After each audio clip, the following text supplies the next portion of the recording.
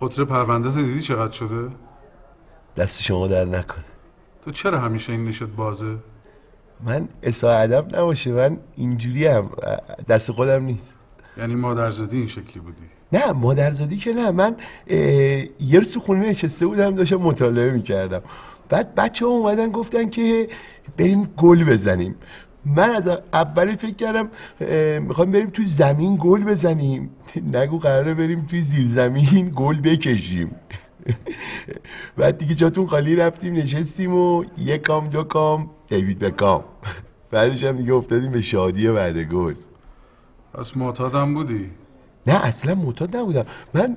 ما روزی 3 بار تفریحی گل میزدیم، بعدش هم دیگه انقدر شادی بعد گل میکردیم این مورای فکم جابجا شد دیگه، همینجوری هپی فیس در خدمت شما.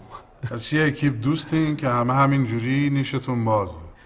نه دیگه اون اکیپ متاسفانه اصلا پاشید، خیلی حیف شد. چرا اصلا پاشید؟ ببینید ما 5 نفر بودیم، من، اسی اژدر، کامی دماغ، فریگولاخ و اشکان شیلنگ. هر کی زد توی یه شاخه ای. اسی سنتی کار بود. یعنی چی و؟ تل میزد دیگه، نه از این تلکش های دماغ و مفنگی ها، نه مایه‌دار، تغذیه مناسب، میوه خور رو پا. اصلا شما میدیدیش فکر می‌کردی که قهرمان المپیکه. کجا نیشون الان؟ از تو جوبای جوادیه جمعش کردن. تفلی بد آورد، زیر پل گیر کرده بود، با بیل زدن اومد بیرون، رفتیم خاکش کردیم. خدا دستشون درد نکنه. قربونش شدیم 4 تا. کامی دماغ که دید اسی اینجوری شده زد تو کار مواد صنعتی، انقدر مواد زد مواد نشست رو مخش، رفت آخرش 2 نفر رو کش. میگفت مزاحم خانومش شده بودن. والا واقعا مزاحم شده بودن؟ خدا بیامرز زن نداشت اصلا. شد این 3 نفر. بله. فری زده بود تو کار قرص دیگه، قرص مینداخت بالا تا صبح برجه بورجه میکرد. اونم مرد؟ نه اون ردیفه، الان توی یه دونه تیمارستان مرتب بستریش کردن، لذتشو میبره. فقط تفلی آخر هفته فاز مگس برمیداره، 48 ساعت تو مسترا میمونه. اون بخشش یه خورده دشواره. تو دیوار 2 نفر موندی. بله.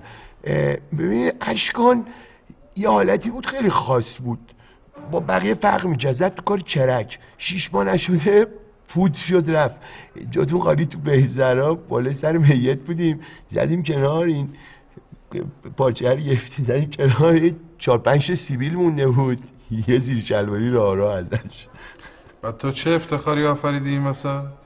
من پاکم. من دیگه میدونین گفتم یه سری افراد دارن با سوداگری پولای آنچنانی در میارن، ضررش اون وقت ما جوونا باید پس بدیم، خوب نیست. آفرین.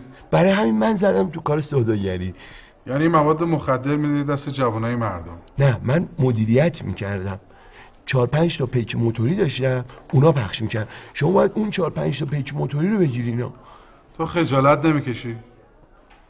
نه من وجدانم راحته.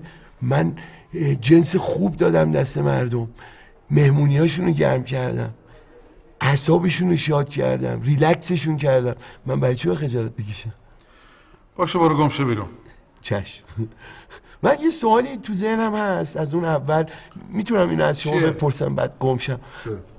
شما قیافتون اینجوریه یا شکلک در میاری؟ برو گم شو بیرون. چشم.